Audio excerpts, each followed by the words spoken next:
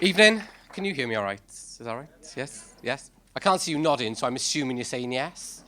Okay. Okay, let's go, Ed.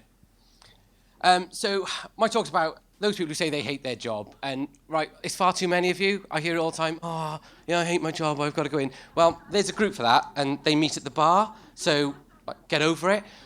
So, as Steve said, I work in the recruitment industry, and it is quite an interesting industry. And what we found is that within there are actually ranked out, these are the worst jobs. So this is official. If you're not on this list, shut up, yeah? So, unless you're a miner, unless there's miners in, we've got a miner, woo! Shut up. So, this was me when I was younger. I was always about chasing the pound. Got to find money. I'll do anything. I don't care what the job was. I just wanted to earn money. And so I have had the stupidest jobs, but I loved them. So I was a debt collector, and as you can see, I'm built to be a debt collector. Yeah. When they hired me, I'm not sure what they were thinking, other than this will be hilarious. But I used to go out and say to people, by the way, you owe me a few quid, and I'm not going anywhere. And what they would, you've all seen this. You're not scary, yeah? That was kind of the effect it was. I'd knock on their door, and they're like, really? You? Money! But it didn't go down very well. I was actually a bit more like this. As Steve said, I've got a bit of short man syndrome, so I go out there thinking, I don't care if you're 6'4" and built like an outside toilet, I want my money. But I loved it. I loved going into work every day. It was actually kind of fun. Yeah, it was fun, but I loved the job that I did. I then went on to be a pest control officer. So actually, I used to kill wasp nests for a living, right? Let me answer the questions that are there now. I've been stung everywhere, but not there. Right? So I've been stung in the eye. Yes? On a number of occasions. I've been stung in the eye, in my ear, and my fingernails. I used to get stung around about, on a bad day, about 40 to 50 times a day. My wife's in the audience. She used to put up with me feeling sick in the evenings. She's a saint. And I've done swarms of up to 250,000 bees. I loved it. It was awesome. I got to play with bees and wasps. And all I had was a can of fly spray and a piece of wood to hit them back. I loved it.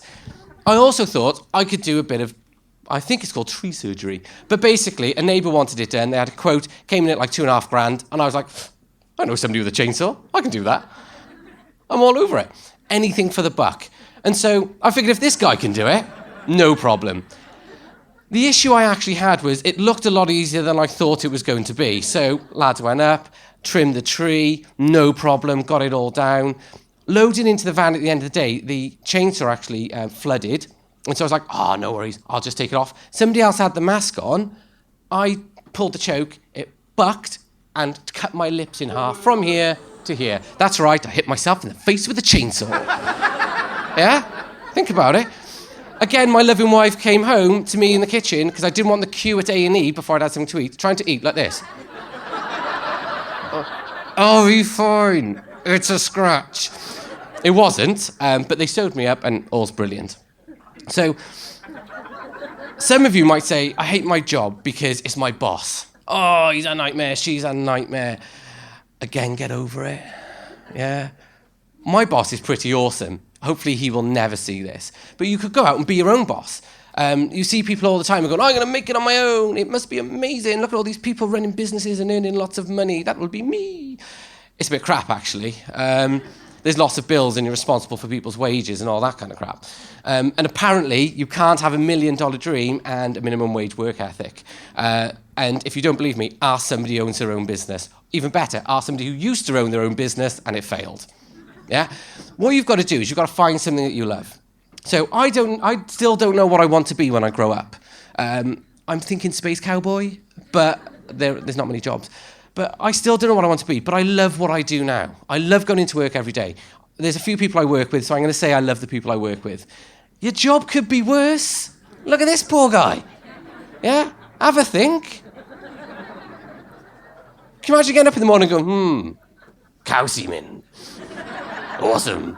It's not going to happen, is it? So you could remember it could be a lot worse.